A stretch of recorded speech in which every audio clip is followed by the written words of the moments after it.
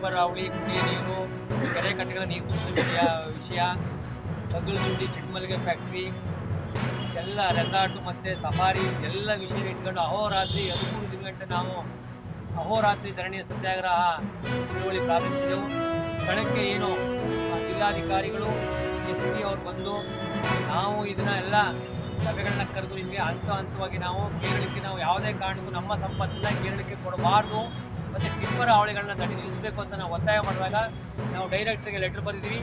ಯಾವುದೇ ಕಾರಣಕ್ಕೂ ಮುಂದಿನ ದಿನಗಳಲ್ಲಿ ನಾವು ಕೇರಳಕ್ಕೆ ಹೋಗೋದ ಏನು ಗಣಿಗಾರಿಕೆ ಮತ್ತು ಕ್ರಷರ್ಗಳನ್ನ ತಡಿತೀವಿ. ಇದು ಇಲ್ಲಿಗಲ್ ಏನು ಗಣಿಗೆ ನಡೀತಾವೆ ಅವನ್ನು ಸಹ ನಿಲ್ಲಿಸ್ತೀವಿ. ಜೊತೆಗೆ ಕೆರೆಗಳಿಗೆ ಮುಂದಿನ ವಾರದಲ್ಲಿ ನಾವು CNN ಸಭೆ ಕರೆದು ನಿರಂತರವಾಗಿ ನಿಮಗೆ ನೀರು ಕೂಡ ಅಂತ ಒಂದು ಕಾರ್ಯಕ್ರಮ ಸಹ ಮಾಡ್ತೀವಿ. ಹಾಗಾಗಿ ಕಗ್ಗಲಗುಂಡಿ ಫ್ಯಾಕ್ಟ್ರಿ ಇರ್ಬೋದು ಮತ್ತು ಸಫಾರಿ ಈಗಾಗಲೇ ಅದು ಕೋರ್ಟಲ್ಲಿದೆ. ಹಾಗಾಗಿ ರೆಸಾರ್ಟು ನೋಟಿಸ್ ಕೊಟ್ಟಿದ್ದೀವಿ ಅಂತ ಹೇಳಿ ಒಂದು ವಾರ ಟೈಮ್ ತಗೊಂಡಿರೋ ಜಿಲ್ಲಾಧಿಕಾರಿಗಳು. ಹಾಗಾಗಿ ನಮ್ಮ ಉದ್ದೇಶ CM ಕಪ್ಪೋಟ ಹಿಡಿಬೇಕು, ಉಸ್ತುವಾರಿ ಸಚಿವ ಆಗಲ್ಲ, ಸಮಸ್ಯೆ ಬಗೆಹರಿಯೋದು. ಹಾಗಾಗಿ ಒಂದು ವಾರ 10 ದಿನ ಟೈಮ್ ಕೊಟ್ಟಿದ್ವಿ.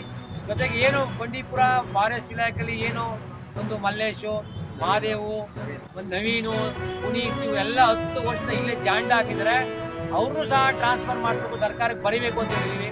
ಅದು ಒಂದು ವಾರ ಅದಕ್ಕೆ ಟೈಮ್ ಕೊಟ್ಟಿದ್ದೀವಿ. ಒಂದು ವಾರ ಇಲ್ಲ ಅಂದರೆ May 1st ವೀಕಲ್ಲಿ ಗುಂಡಲಪೇಟೆಯಿಂದ ಬಂಡೀಪುರವರೆಗೆ ಪಾದಯಾತ್ರೆ ಮಾಡಿ ಅವ್ರನ್ನ ಟ್ರಾನ್ಸ್ಫರ್ ಮಾಡಬೇಕು ಅಂತ ಒತ್ತಾಯಿಸ್ತೀವಿ.